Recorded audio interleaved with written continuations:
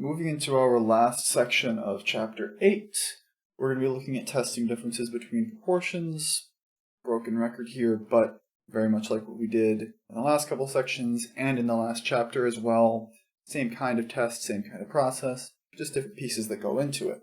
Where here, we're again, much like at the end of Chapter 7, looking at these proportions in terms of that normal approximation for binomial things, where we have a z-score here that is given by the somewhat nasty, somewhat intimidating looking formula p hat 1 minus p hat 2, quantity minus the quantity p1 minus p2 over the square root of new terms p bar q bar times 1 plus 1 over n1 plus 1 over n2. I think I might have thrown an extra plus in there when I said that.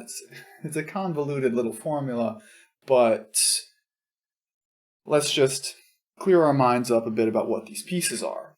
So this stuff on top, it's exactly like what we saw in 8.2 and 8.3, where we're taking this central tendency-like proportion, splitting the difference between our samples and subtracting off our population values, where we're going to be tacitly assuming, again, that our population values aren't different. So really, this term is almost always going to be 0. It doesn't actually matter all that much, but for the sake of our pattern, we still include it in there to remind ourselves that we're looking at the distance away from some central tendency, in this case, proportions. And then on the bottom, those p hat q hat terms, they come from something like this, x1 plus x2 over n1 plus n2. So that's something like a normalization for the number of successes and trials where we have to split it over 2 samples and 2 sets of results. But it's still very much like a p hat, p whatever term, just slightly different for this context. So it's got a new name, new formula, but same idea. And then q bar, not q hat, p hat. Its complement still behaves in the same complementary way. Q bar is equal to 1 minus p bar. And for those of you that like math, I'm not going to be a ton of you just because of the demographics of this class, but for those of you that do, there's probably a clever little argument you can make algebraically for why this p bar and this q bar still have that same sort of relationship, but in terms of the exact natures for those x1, x2, n1, n2s, and some difference of fractions types of things. It's not vitally important, so I'm not going to include it. This is a really important thing to know, but you could do that. Anyway, with these in mind as something like a splitting of the difference for p hat and q hat in the context of a paired sample. Well, not exactly paired, but you get the idea.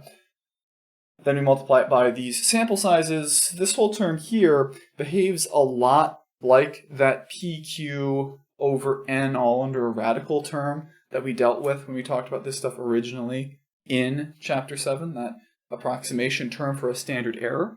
So really what we're looking at here is distance from central tendency divided by a standard error. It's very much a normal z-score, as it were, although adjusted a little bit. All that said, we're well past the point of me being too concerned with whether or not you have a formula like that memorized. It's not that vital to me if it comes up. You might see it once or twice in the homework, maybe on a quiz where you'll want to see how these pieces come together, but truthfully, most of the work you're going to be doing is the calculator. I'm not going to ask you, certainly not in an exam, to do something with this by hand, step by step with these guys in there. That's not what's important. The main thing I need you to know when you think about this is that we're still working with something like a z-score in an adjusted version of the same language that we've been using since we first saw this way back. I think it was in Chapter 3, maybe Chapter 2. I get these books mixed up in my head, but pretty early on when we first saw what a z-score was. It's still the same thing, just, well, it's a little more complicated looking. Anyway, with all these in mind, with these test statistic-like pieces, we can talk about our procedure, which, like I said, should be pretty familiar at this point. But anyway, if we want to use a p-value approach, what we could do would be something like this. Verify our conditions are satisfied to proceed. In this case, we want independent and random samples, and when we're doing things with proportions, We do need measures for how big they are, but it doesn't often happen that we have small samples for that. It wouldn't make sense to use them anyway if we didn't. But from there, we need to get our values for p bar and q bar, and then part of it is checking that the samples are large enough just to be sure.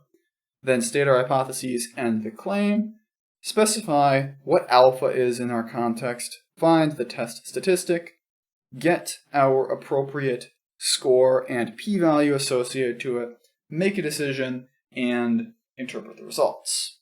On the other hand, if we want to use a critical value rejection region approach, we have those same first few steps in terms of getting the conditions, p bar, q bar, and the hypotheses and claim. Then, once we have our level of significance, we find the critical values, rejection region, test statistic, decision, and then the results. So like I said, process should be pretty familiar.